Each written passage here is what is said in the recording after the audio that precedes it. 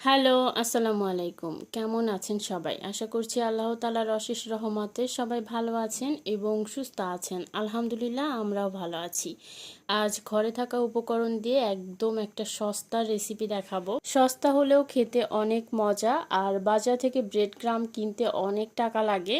আর বাসায় যদি ব্রেড গ্রাম বানাই খুব বেশি দিন থাকে না, কয়দিন পরেই ছাতা ধরে যায়। এই জন্য নিজে নিজেই মাথা থেকে একটা বুদ্ধি বের করেছি।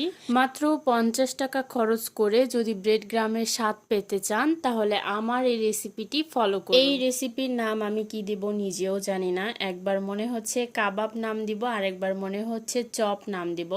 যাই হোক, মুরগির মাংস আর আলু দিয়ে এরকম একটা চপ বানিয়ে নিয়ে ময়দায় গুলিয়ে তারপর ব্রেড গ্রামের কাজ সেমাই দিয়ে করছি। ব্রেড ক্রামের মতো কালার পেতে চাইলে সামান্য একটু জর্দা কালার মিক্স করলেই হয়ে যাবে। আর অনেক দিন পর্যন্ত ডিপ ফ্রিজে স্টোর করতে চাইলে বক্সের নিচে এরকম একটা পলিথিন পিছিয়ে তার উপরে এই কাবাব বা চপগুলো দিয়ে আবার পলিথিন দিয়ে ফোল্ড করে মুড়িয়ে রাখলেই ডিপ ফ্রিজে অনেক দিন পর্যন্ত খাওয়া যাবে।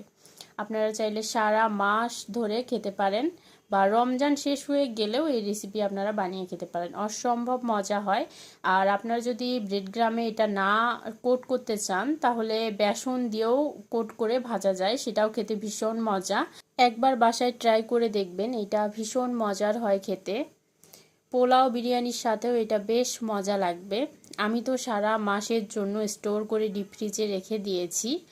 আর ফুড কালার দিয়েও এই তো দেখিয়ে দিলাম, ফুড কালার দিয়ে এমন কালার হবে। আজ এই পর্যন্তই। সবাই ভালো থাকবেন, সুস্থ থাকবেন। আল্লাহ হাফেজ, আসসালামু আলাইকুম।